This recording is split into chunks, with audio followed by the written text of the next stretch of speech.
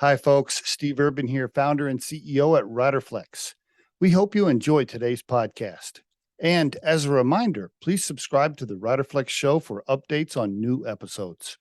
And by the way, if you haven't already, check out the book we recently launched, The Riderflex Guide, Inspiring and Hiring, available for purchase on Amazon. And now, a quick word from our sponsor. Try the #1 marketing platform for small business. Everything you need from design to marketing to CRM. Learn more at marketing360.com. Marketing 360. Fuel your brand. Alex Sheridan on the Riderflex podcast. Good morning, Alex. How are you, sir? Good morning. Doing amazing. How about yourself? I'm doing great, man. You in Chicago? Chicago suburbs. Yeah. Western suburbs. Yep. Okay, very good. Love what you guys are doing at Impaxs. I want to get into that and talk about it for sure. But before we do that, give me the Alex story. I need to know mom, dad, siblings, where you grew up. Give me some personal stuff if you don't mind. Yeah. So I was born in Joliet, which is a southern suburb of Chicago. My dad was in the state police his whole career. So around 4 or 5, we moved down to Springfield, which is the capital of Illinois. Most people think it's Chicago, but it's not. Yeah. And I really grew up down in Springfield. I have an older brother who kind of followed my dad's path, went into the not the state police, but he went into the Air Force. Okay. And so he's been doing that the last 20 years or so. Okay. And my mom worked at a bank, had different jobs, took care of us, the kids, that kind of stuff. And I kind of blazed my own path. I wanted to get into business and speak in front of millions of people. And I didn't really know what that was going to look like or what the career path was going to be exactly. But ended up going through corporate and sales and doing a few different jobs before I finally figured out my true passion, which was entrepreneurship and video content. What kind of kid were you? Good kid, straight A student, rebel, always in trouble? Oh, man. Where were you in there? No, I was definitely a rebel. I mean, I went to 3 different high schools. I was in a lot of trouble, honestly. And, I mean, one semester I had straight F's. Like school was not good for me. It was like not suited well for me and my personality and my gifts. Right. I was in like math class wanting to like write raps and like tell stories. And I always had that creativity and that kind of creative spirit to me. And so when you put someone like that into a school system that is very rigid and like in a box, and they want you to do X, Y, and Z to get X, Y, and Z results. For me, that didn't allow me to unleash my creative. And so I was a handful. I'd say from 14 to 18. And then after that, I was fine. I cleaned up my stuff and got my stuff together and decided there was much more for me to life than getting in trouble and failing out of school. And so how about drugs, alcohol, arrests, warrants? I mean, anything interesting, fun? Name it. You name it. I mean, I would nothing crazy hardcore, but I think I was like every high school teenager kid experimented with, smoking weed and drinking and partying and getting in trouble and that kind of stuff, getting kicked out of school, like just stupid stuff. But I look back and I kind of know why a lot of that transpired. And I kind of also feel like it gave me a little bit of a chip on my shoulder. And it gave me kind of some of the things that I think leveraged me and helped me get to the next point in my life. So was some of it because your dad was in law enforcement and probably like a straight arrow guy, and were you pushing? No. I would say, as I honestly look back on it now, I would say that I was I still am a very relationship, emotional type person. So like if I'm working with people, especially my team and like people closest to me, like I want to have really close relationships. Relationships are important to me. All the social stuff's great, but for me, it just amplifies and allows you to create more real opportunities in real life. So for me, I was that way. My dad was very like, I work full time. I bring home the paycheck. And it was just very an old school type family, right? So it's like we didn't have a lot of like relationship building moments, one-on-one moments. And so, and kind of the same with my mom, even though she was a great mom and took care of us and stuff. I think there were some things that were missing from what I needed. And my brother was the opposite. He didn't really need any of that. He was kind of like more like my dad. And so I think that what I needed and what I was getting, there was a clash there. I see. And then there was, of course, influence from friends and going through school and, listening to music and like, just being a kid and experimenting and being a rebel and that kind of stuff. So it's a combination of things.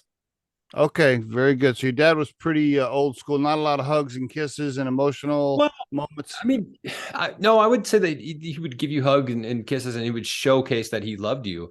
But there was no like what I would have loved to have is that we did things together. We had memories together that we went and saw a game together, or went and go. If I was in practice or doing football, whatever it is, that he would spend a good amount of time with me, trying to help me like build those skills and have fun in the process. And so I think like again, I when I look back on it, I don't like to like, oh, I wish they would have done this. I wish they would have done this.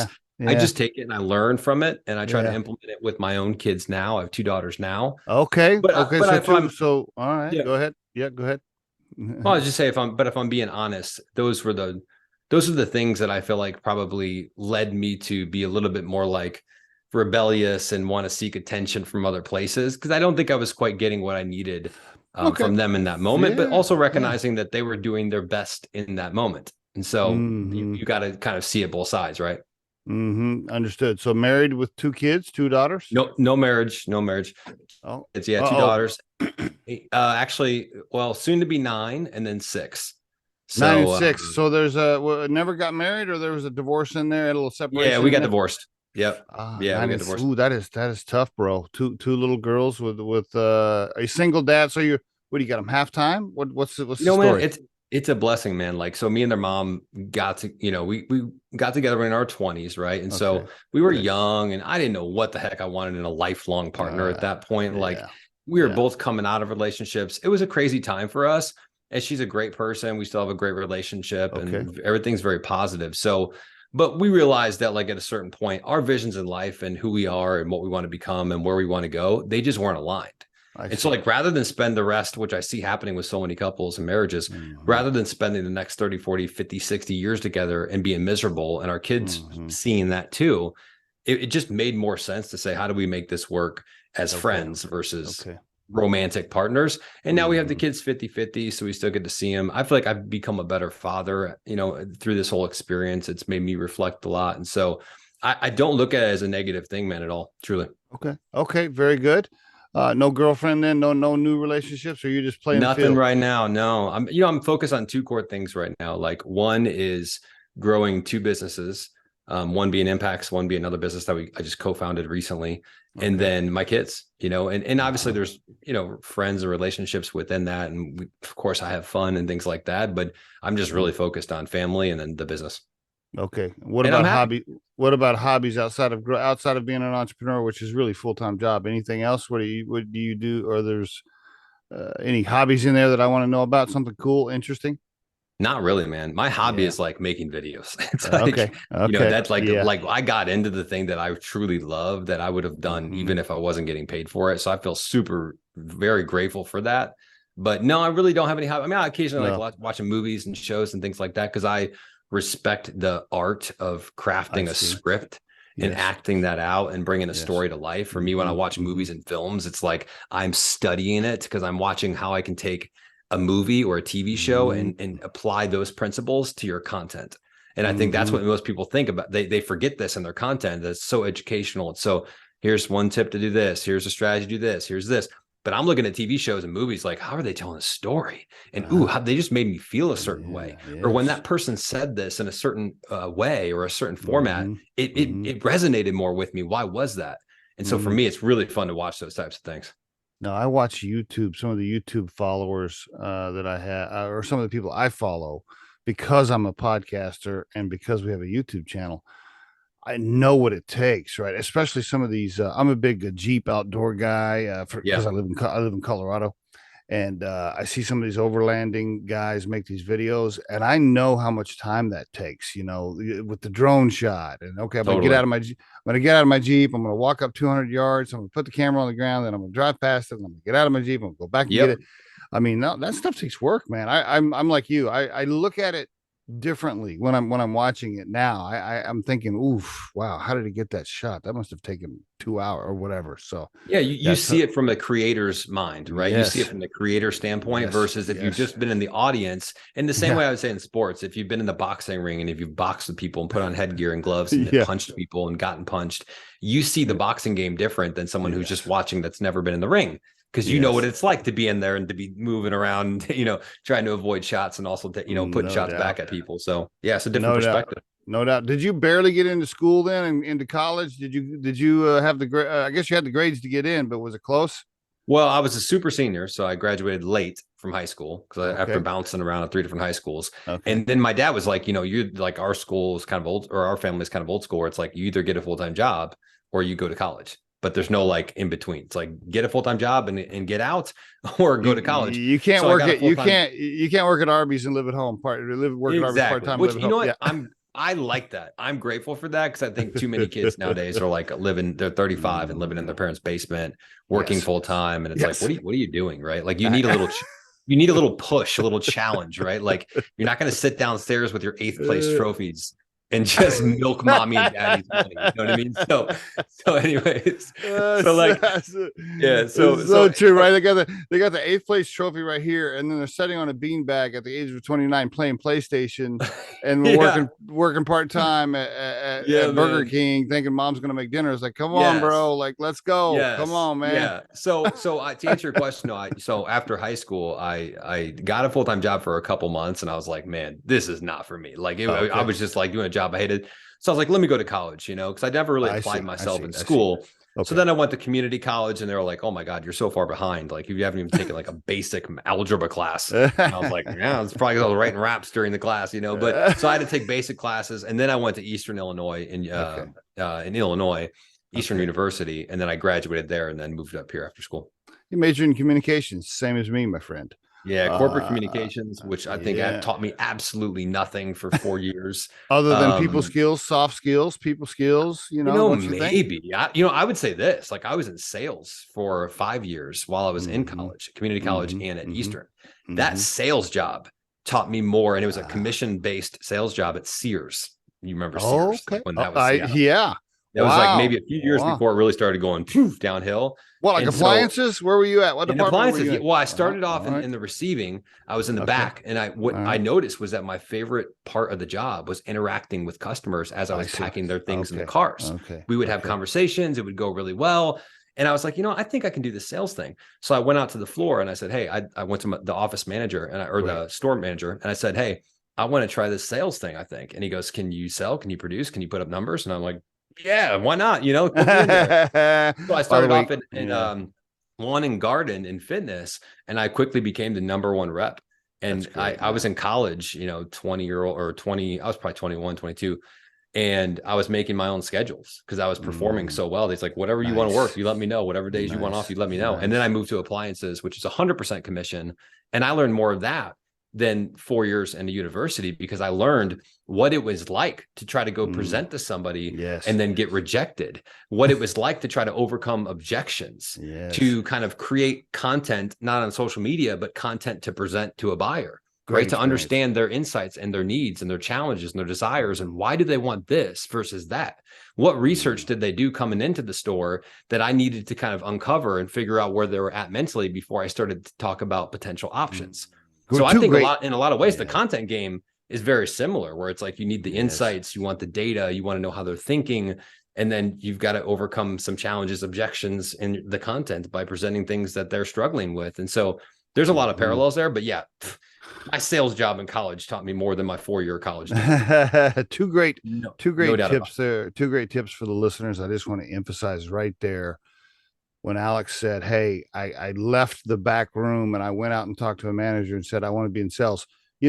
I think every promotion I ever got in my career, I asked somebody for. I went after it. They didn't tap me on the shoulder. I grabbed it. I went for it. I went and talked to somebody. I think that's super critical and a great tip for the listeners. You really have to ask for what you want. And then the other thing, you mentioned was learning how to overcome rejection. I'll tell you what,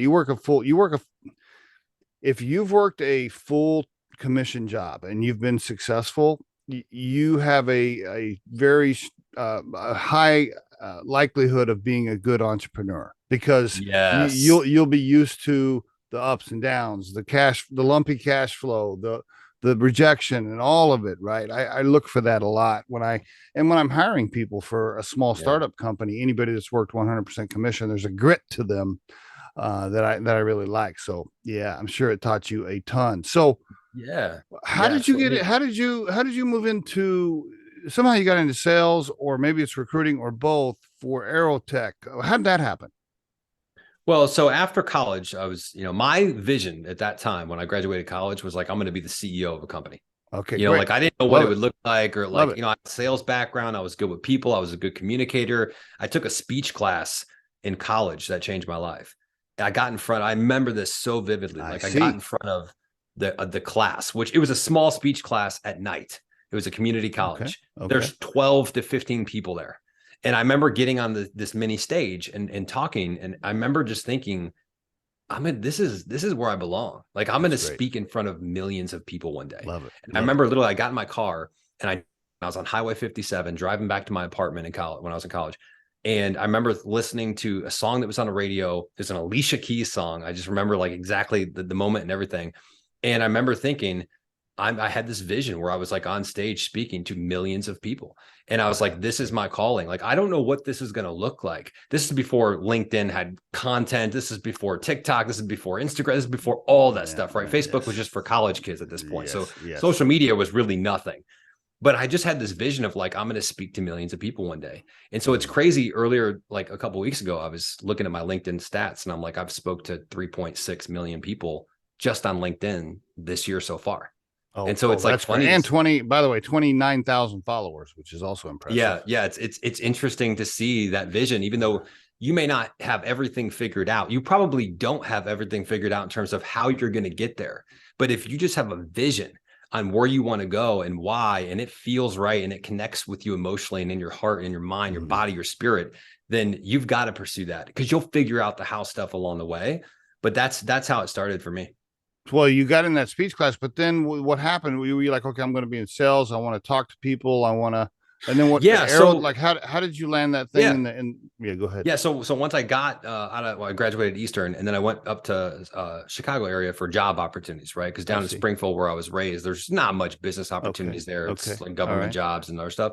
So I went up to St. Charles, where I'm at now, and just found jobs. I was just working. I worked for Honda Finance for a couple of years, doing collections, which is more like a sales job. Then I got promoted to do customer service, found out that customer service and that kind of stuff was just not my thing. Like I wanted a high performance type job. So I got another couple sales jobs. It was okay, but I didn't see a lot of opportunity. And then finally I landed the job at Aerotech, which was now, they're called Act Talent now. But that was where the first place when I walked in and I was like, man, I saw other people that were successful, that were making six figures, that were hitting contests and getting trips to Cancun. I saw the company stock options. I saw people having fun. I saw training. I saw development. And I was like, this is where I'm going to plant some roots and really build skills and hopefully build a career. And I was there for 6 years and I learned a ton, met a lot of great people, and just had a great experience there. But then at that point, it was time for me to go to the next level. Because the entrepreneurial bug was in there. The whole I'm going to do my own thing had been living in there for a long time, right? Totally, man. Like, yeah, I was like, when I was in my corporate job, the Aerotech company for 6 years, I wrote a sales book. Like I wrote sales training manuals. Like I was like dabbling in video content way back then on YouTube, like sending my customers and prospects videos. So like I was showing tendencies that you could have looked at me and said, that guy's probably, if there's one person in the office that's going to be an entrepreneur, like it's probably going to be that guy.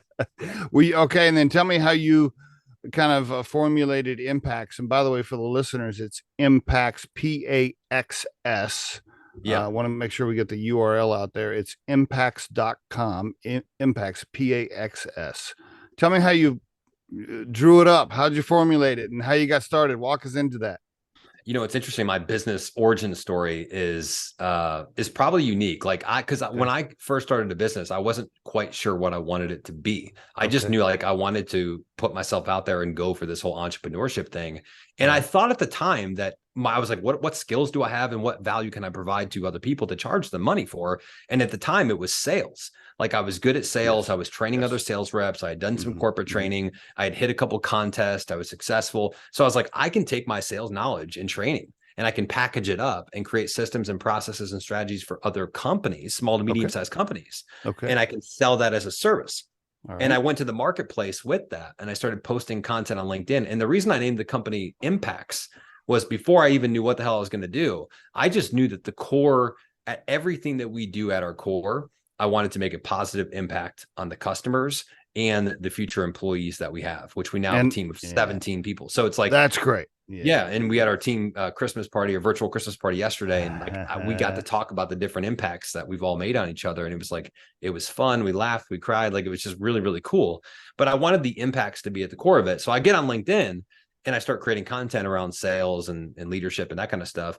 And by yourself, you're pitching your own services. I'm making videos.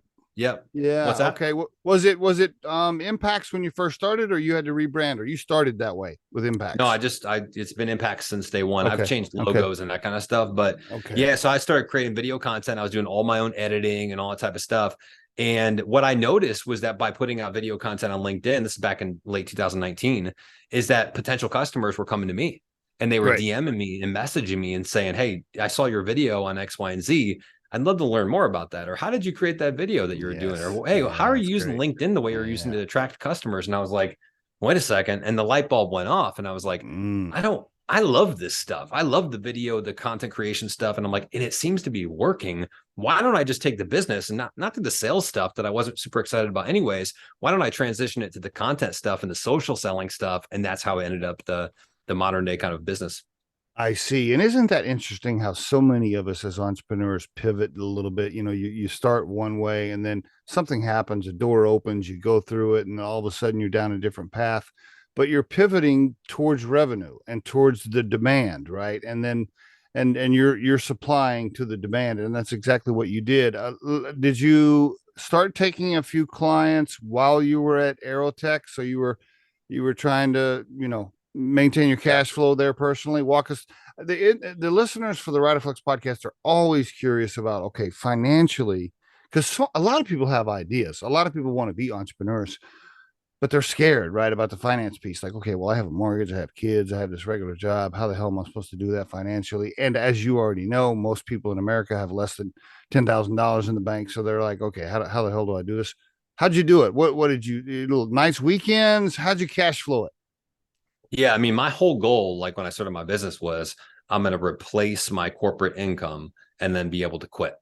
Okay. And I thought it was going to be 2021, and it ended up happening in 2022 of July. So like for me, what I did was I won my first customer in February 2020. That's the new business where I was training people on how to create videos, content, win customers on LinkedIn. You're actually invoicing a real customer. A real customer. Yeah. And I'm working my full-time job. This is like right before COVID, right? I'm downtown Chicago. I remember exactly where I was and how it felt to win my first customer for a couple $100, right? That's great. And then so that's February 2020. And then July 2020, I'm making more money in the side hustle business than I am in my full-time business. And I quit. That is so full-time job. And then I get into 100% entrepreneurship and was able to leave that job in the past. So how did that feel? I mean, amazing. For me, it was like 90% excitement and pumped about what I just did and what we were going to do. And then 10% of like, a little bit of unknown here. And like, I just felt like I'd, been with the company 6 years, putting a lot of time and effort into them. Right. Yeah. Everything about telling them. But I'd say 90% of it was just like, man, I was so certain with what I was going to do and the value I could provide. And I just knew that if I got 100% time to do this, that I was going to explode it. And so, I would say to anyone listening, like, and I have 2 daughters, obviously, like you said, so I had to be responsible. I'm not like living in my parents' basement being like, oh, I'll just quit my job and then like, go do my full-time entrepreneurship. If you can do that, great, go do it. Right. But for me, I had to build up the income as I was working my full-time job. And for a while, it's crazy. You're working, in the early morning till late in the night, hours. And then you're working every single weekend. If I wasn't hanging with my kids, I was in my business. And so like, I think it just takes a ridiculous amount of sacrifice, and the pace at which you do it depends on how much time and how much sacrifice you want to give. Because I did it in 6 months. It may take most people 12 or 24 or 3 years. Yes. But you could pace it out. So I would say I'm more of like, when I get into something, I get obsessed and I'm like, I'm in it and I go crazy with it. But if you're not like that, that's okay. You may be at a different pace or a different journey. So I think understanding that as well is important. Where were you personally during this time? Were you married when you quit your job and you started Impaxs? Were you married? Were you going through the divorce? Well, I'm curious what was happening in your personal life during that time. So I was already moved out, like, and this is September 2019, I moved out of our condo, but we had been going through kind of the divorce process for almost a year at that point. So I was single dad at that point, and then moved out September 2019. And it was a tough time. I mean, I moved into a small 1-bedroom apartment. I slept on a mattress on the floor, and my girl slept at the trundle bed up top. And it was like, I mean, literally the beds covered our entire one room that we had. Like, it was like you laid the beds out and that was it. But at the same time, man, we had so many amazing memories from that. I remember like them, rolling over on their bed to mine in the morning, and like we're just we had so much fun. I have nothing but great things to say about that little 1-bedroom apartment. That's where I built the business. That's where I quit my full-time job to pursue my dream. That's where we had so many amazing memories with my kids. That's where I, found like who I really am and who I want to become. And I went on my own personal journey. And so like, I look, every time we pass that place is like literally probably 1 mile walk from where I'm at now today. Oh, really?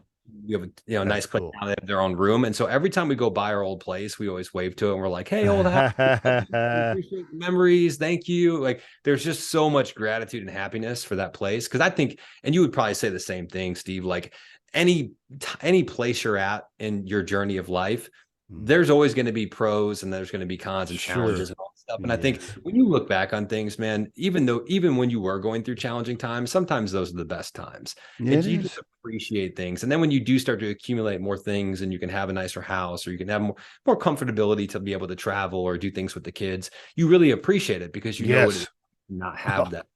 No doubt about it. Listen to that, folks. Alex sleeping on a mattress on the floor, no furniture, no pictures on the wall. Working trying to be a part-time dad, working 2 jobs, full-time job, trying to get his other business going. Yeah, man. I mean, talk about grit and determination, but there is an excitement about it, right? By the way, just FYI, we share that. I did the whole mattress on the floor when my first wife left, and I was not in a tiny apartment. I was in a little crappy trailer house with a mattress on the floor, and same thing. Yeah, same thing. I wasn't starting my business at that time, but I lived the toddlers next to me on the floor on a mattress. So been there, bro. Yeah. Been there. Okay, very good. So give us the elevator pitch for Impaxs as it stands today for the listeners. Give us the nice company overview, and it's Impaxs with PAXS.com. Give us the overview if you don't mind, Alex. Go for it. So we help small to medium-sized companies take their video content and turn it into a 24/7 sales rep for their business. Meaning we take your video content and we help you create videos that convert to customers and build a brand in high demand for your company. So that really is 2 parts, like to keep it short and sweet. The first part is the strategy, right? You got to have the right game plan, the strategy. You have to know where you're going to create content, how you're going to create it, how you're going to make sure that you create it so that it converts, how are you going to numbers, what's your workflow like, who would you need to hire and piece together to do this the right way and stay consistent. That's one part, and that's where I'm heavily involved. The second part is we have a team full of video editors and social media managers that we find, we attract, we hire, we onboard, we spend months training with them. We've got 1 trillion SOPs and training and videos that they go through to get to a place where when a company, after going through the strategic piece with me, they're saying, all right, great. Now we know the plan, we know where we're going, we know the vision, we know our goals. Now we need to get there. And who do we need to get there? Well, we need content creators, which is typically the companies to a certain degree. You got to be willing to get on video and share your perspective, share your voice, that kind of stuff. But then typically you'll need video editors, post-production. You potentially might need a social media manager. And so that's where our team comes in. And we've got the people where we just plug and play on demand. They come into your company and they basically become a full-time employee for you, but they're managed and performance evaluated by us daily. Small to medium size, any particular industries you're targeting at all? Tech companies have been great for us. Startups have been great, whether it's raising money. We've helped companies raise millions of dollars. We've helped them win key customers from $100,000 deals to $1 million deals. Okay. But I would say small to medium sized companies. So typically if you're at least doing a couple million to 50 million a year, 100 million a year, that would be a good sweet spot for us. Small enough to where like they can make key decisions pretty quickly. Like it's not, multi-billion-dollar companies where they've got to go through all this red tape and the owners, but not small enough to where they couldn't afford our services from a monthly budget standpoint too. And is is it if I'm doing raw video, like, okay, well, let's take my own company, Riderflex, my recruiting firm. If Yep. I'm doing a job interview tip of the day recording, and I'm Yep. recording it on my phone, or even if I'm recording it in my studio, am I sending your team the rough draft, and then you're doing production on it, and you're posting it and launching it in all the right places for me? Is that what happens? We definitely could do that and do that for some clients. That would mean that you have a video editor that's dedicated to you, that either is doing 20 hours a week part-time for you, or they're a full-time 40-hour-a-week video editor for you, depending on how much videos you have, right? And how much you're willing to post on social media and where you're posting them. But let's just say you have a part-time or a full-time video editor. They're doing all the video production, post-production, that kind of stuff, right? Thumbnails, design, all that stuff. Then you would have a social media manager that is managing, a key few social media accounts. It could be LinkedIn, TikTok, YouTube, and they're making sure that the copy is good, that the hashtags are there, it's being scheduled and posted, potentially doing some community management, engagement, things like that. They may take a long form video. So like a big challenge that a lot of people have is like, I got so much long form video. What do I do with it? How do I break it down into short form video clips that I can post on LinkedIn and TikTok and Instagram? And to do that, you need somebody to go out and curate the content, which means they're going through and they're time stamping what clips would be applicable and would resonate with your audience and perform in the social media channel feeds. And so that's what a social media manager would do as part of their job too. Are they SEO experts when it comes to the verbiage that they're putting in the posts? Is that part of their job, is to not just do the production and launch it for you, but put all the right hashtags and words in there to drive traffic back to your website? Exactly. The copy should do two things. Like if you're thinking about a LinkedIn post, a TikTok post, or Instagram, anywhere, I mean, even YouTube, the titles, the copy, the first sentence that you put in there should attract an audience member, your potential customer, by what you say. Just like a video, first couple seconds, it needs to appeal to the audience and hook them in. So that's what copy would do. And then just tell a nice story on what the post is about, the message. And then the second piece is, making sure that you've got keywords in there and hashtags that are applicable from an SEO standpoint, because we know what's happening definitely with YouTube. For what's been happening for a long time is that people search YouTube like they would Google. But now with the TikTokification of the world, where people are searching in TikTok now by hashtags, trying to find, how to make a video on this, or how to do a recipe on this, right? How to start a podcast, and people are Googling almost like that on TikTok. And so knowing how to incorporate SEO in places like TikTok is really key too. Okay. And what is it, by the month, by the video? What's the business model look like for you? How do you make money, and how does the your customer pay? It's a monthly subscription. So once you sign up, you either basically select a full-time or a part-time video editor that, again, we train, we onboard, we performance manage, but they're going to be working with you almost like an extension of your business, another employee, although they're managed and paid for by us. So you'd select that, and then I come with the consulting and coaching regardless. So you've got that from me, right? And then the second thing is, you would either decide, do we need a social media manager, or do we have someone in-house that can manage the day-to-day social platforms, content, that kind of stuff.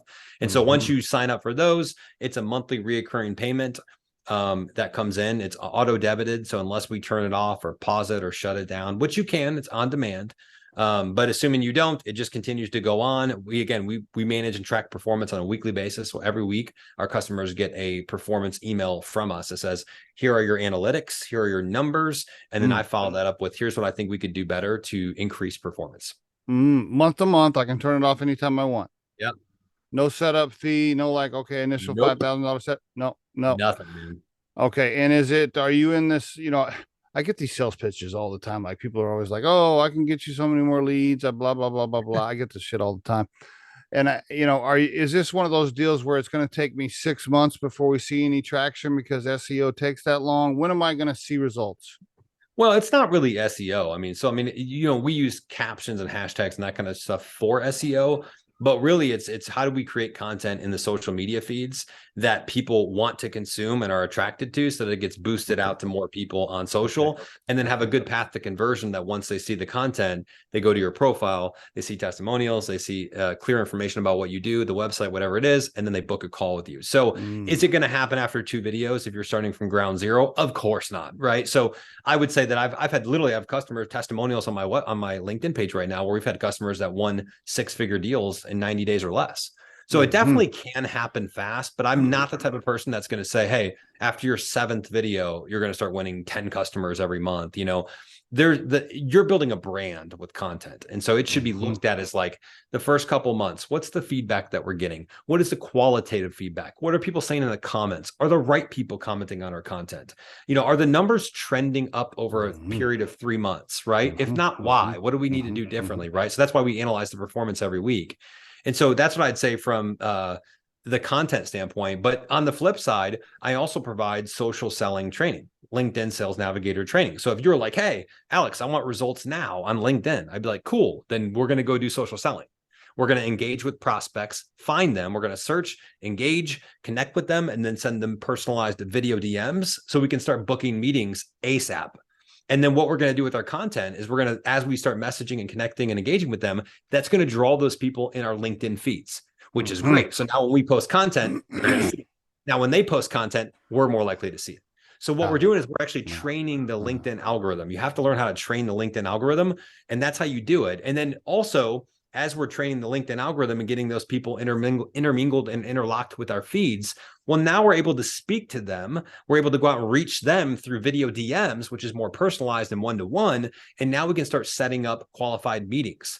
So while we're waiting for the content to build, the brand to build, those types of things that need that snowball effect, that need to compound over time, we're also on the side, and it could be a sales team, it could be the business owner, whoever's doing it, they're able to go out and actually and surgically go through LinkedIn, very tactically find the key customers that you'd want to do business with and start sending them personalized video DMs to book calls with them in the short term.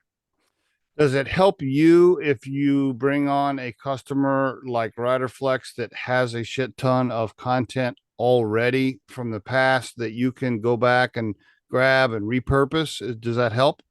It does. It does. So and the reason it does is your question was, if you have content already, does it help kind of fuel the fire? And absolutely it does, because we can do a couple of things. One, we can go back and look at past performance and we can say, what has worked for you guys in the last 6 months? Chances are, if I look at the analytics, which I would do week 1, I can find trends and spot things that maybe you guys aren't looking at right now, that we said, hey, let's triple down on this. Let's double down on this. Hey, this isn't working. Let's scrap that and do something else instead. Right. So it gives us it gives us a test subject or a test period where we can look at and say, all right, what's hitting and what's not. But sometimes we look at the content and we're like, it's not the right content, right? So we need to revamp and redo things altogether. But it gives us something to start with. Now, the repurposing thing, I would say that most people, are sitting around and they have all this long form content and they want to break it down into short form videos that they can post on social media. While that's a good strategy, most people are like, hey, here's an hour Zoom call. Like, what can you do with it? Here's an hour video webinar. What can you do with it? And it's like to get really good short form content from long form videos, you have to be intentional coming into the conversation or the meeting or the call or the webinar or whatever it is. You got to plan for those kind of micro moments that and break down one big subject into micro subjects so you can get better short form video content. And then you need someone on the back end and have a process where you can basically take the raw long form videos and you can throw that in a system or a workflow, and out the other side comes short form, potentially vertical videos that you can post on TikTok, LinkedIn, Instagram, wherever you are. So you need the intentionality and the intention of coming into it with that mindset. And then you need the workflow and the processes on the back end to be able to just literally pump out long form video.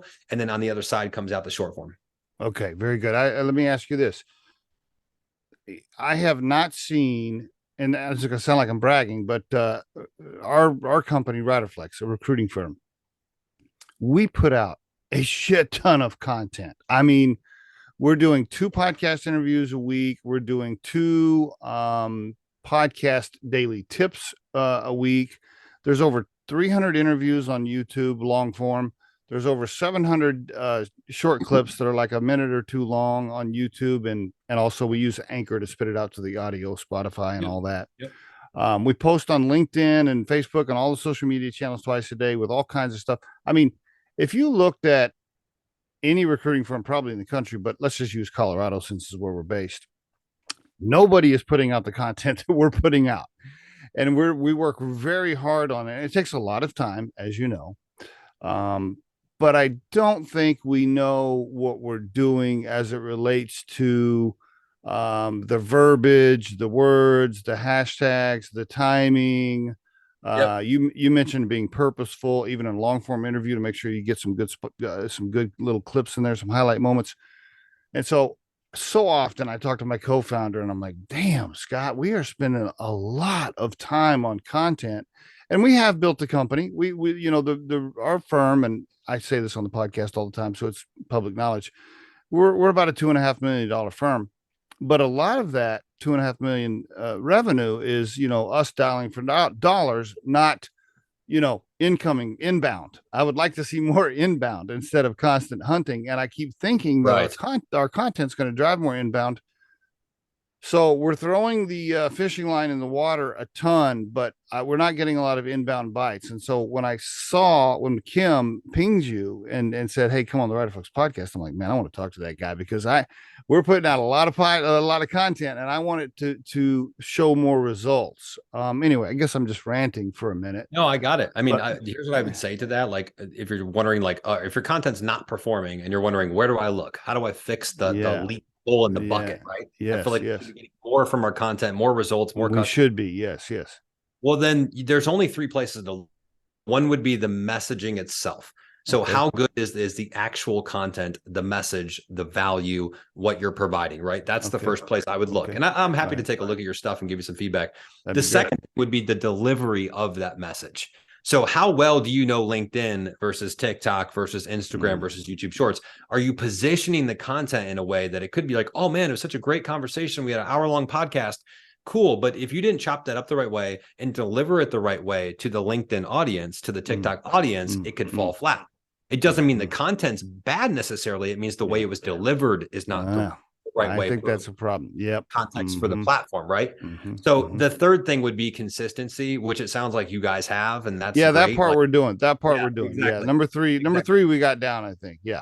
So if I looked at your content right now, right? If I pulled it up right now, I'd probably be looking at how good is the message? Yes. Is it really valuable? And who's your audience? You know, are you even speaking to them truly? How good is that? And then the videos, because if the content's not performing and you keep just putting more content out, what that does is it leads to extreme burnout, and then people end up quitting. Oh yeah, because absolutely. It just gets frustrating at a certain point. You're like, man, we're putting all this effort, we're spending money, resources, time, energy, and we're not getting really much out of it. Why would we continue to do this? And if you've seen people at the gym where they're like out of shape and they go almost every day, and I'd walk in and I'd spend 30 minutes in the gym back, and I do high intensity stuff. I know exactly what I'm doing. I'm eating the right things. I leave after 30 minutes. Those people are still in there for another 30 minutes. And they were in there before I got there. And it's like, why aren't they losing weight and getting in shape? Because they're not doing the right things in the gym. Because they're not doing the right things outside of the gym, right? So if you're in the gym and you're doing these things, and this is your rhythm, and you're not really pushing yourself, and you're kind of having, you're not going to do it, right? So you want to spend, the goal with social media content is you want to spend less time doing it, and you want to maximize your results. Because you've got right now, Steve, like you've got things that a lot of the social media influencers wish that they had, which is a legitimate business. Yeah. And so it's funny how like I see a lot of legitimate businesses look at like the influencers and the virality, and they're like, oh, we want that. We want to be viral. That's like, so guys, true. You have what those people don't have, which is a legitimate freaking business. Good point. And good customers. What you guys want to be focused on is not going viral every single post or like being a social media influencer overnight. You want to focus, how do you put together something so good that serves your key customers and community and audience, that when you put it in front of them, they become raving fans and advocates, and they take your content and they show it to VPs and CEOs and hiring managers, and they go, check out what Steve and his team just put out. Why aren't we doing this right now? Hey, they just put out something on hiring for 2023. We need to add this to our meeting. So when your content becomes the internal content for your customer, meaning they're consuming it behind the scenes, and then it shows up in the comment section too, right? They'll tag. I get tagged all the time where they're like, oh, oh, Steve, check out John's post or check out Alex's video on this and this, right? They start tagging and sharing your stuff with other executives and people at the company. That's when you know your content's really hitting.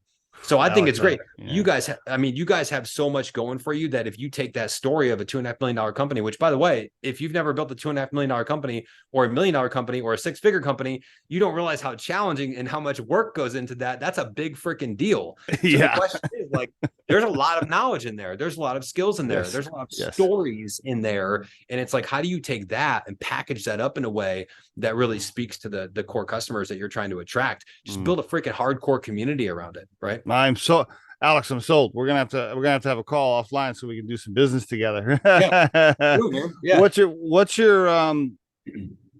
your plan? Are you just having fun building it? Or have you whiteboarded out, hey, when I get to here, I'm going to sell it, I'm going to buy another company?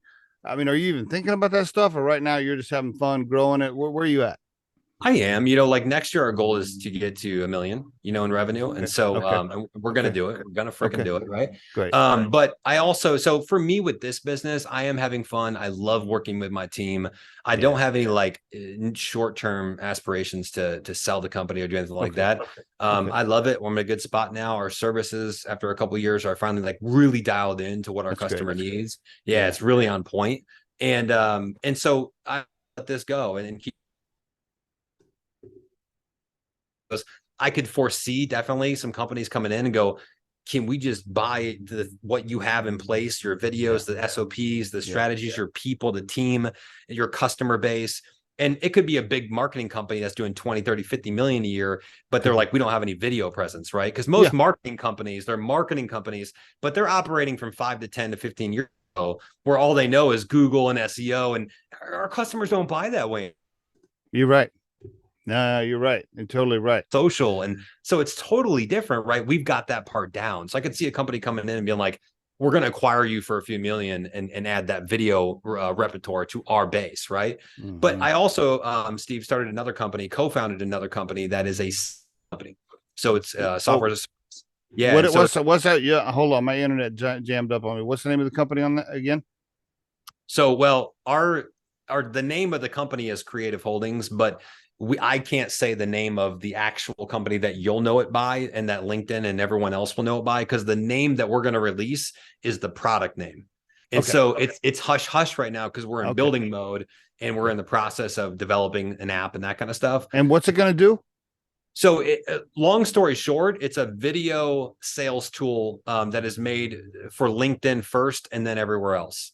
So what I talked about earlier, imagine that whole process. Imagine that being a lot easier, a lot more effective, and a lot better results. Our app is going to help. Okay. Very good. I just had a guy on the podcast that has a tool like that. Have you heard of, I don't want to mention your competitors. I don't mean to bring up competitors, and maybe this is not a competitor, but there's no competitor. Okay. Have you heard of Pitch 59? No. Okay. Anyway, it's kind of a video sales referral tool, but it's probably not what you're building. Well, and here's the thing. So there's a lot of companies like Vidyard and Loom. Yes, Vidyard. Yes. The problem is with those tools is like, one, you got to click a link and go off. So people don't trust that. Yeah. And two, it looks very salesy. And then three, there's no strategy. Like how would you, if you gave Loom or Vidyard or something like that, and you gave it to a company, said, go use video, they'd be like, I don't know what the fuck to say or what to say. So like our solution is one of there's nothing else like it. I wish, and I as soon as I can talk more about it, I'm so excited about it. But we're in. Well, maybe by the time we launch this, Scott, my partner, can put it in the content of the launch. All right, very good. Who's we? Is it you and a friend, or who are you partnering with on this? Yeah, you have a guy named Pete. He's in North Carolina, Raleigh, North Carolina. And he's somebody I've known for the last couple of years, met on LinkedIn, we're friends of friends, that kind of stuff. Great. We've hung out a few times in person, but yeah, good dude. He's built other businesses before. He brings with, expertise that I don't have. And then I bring with the video and the marketing stuff that, is complement to what he does. So you guys will be 50-50 on that. Do you still own 100% of Impaxs, or have you, you haven't taken on any cash or taken on? Nope. I got offers, last year, and I'm glad that I didn't take anything, because I was like, There's a couple people that approached me to invest some money, and I just said, look, I appreciate the offer, but I think right now I'm in a position where I don't necessarily need. I didn't think 50, 100, whatever it was. I didn't think I would need that to grow the business to the next level. And thankfully, I didn't, because now we make that money up in a month or two. So it's like, great. I'm glad that we did this thing organically. Isn't it a wonderful feeling to build something that provides payroll to other families to pay their mortgages and cars, and you're a productive member of the economic system, right? You created something that's generating revenue, paying families, paying bills. That's a special thing, right? Yes, it really, it feels really, really good, man. Really, really good. Congratulations, man. Congratulations. And hey, if you weren't busy enough, you're going to start something else, which I think is great. Before we go, do you want to drop a quick rap on us? You want to give me a couple of lines? Give me something. Give me something. give me. No. I mean, no. I'm good, man. Well, you got to post. You got to post on LinkedIn. It says the rapping CEO. Is that if I click on? Yeah. If I click on, I do freestyle from time to time, but I prefer having a beat and that kind of stuff, getting into it. All right. But I do love, unleashing my creative, as we call it, and incorporating music and edutainment. One of the big thing that's going to happen, recession, all that stuff. People are talking about everything that's going on to that next, next year. They're projecting things to happen with the market, of course, right? Yeah. And one of the things that happens during a recession is people consume more content, and they want to, they're more at home on their phones, and they open up social media apps, so they're consuming more than they ever have. So it's actually the best time to be putting out content and really build a brand.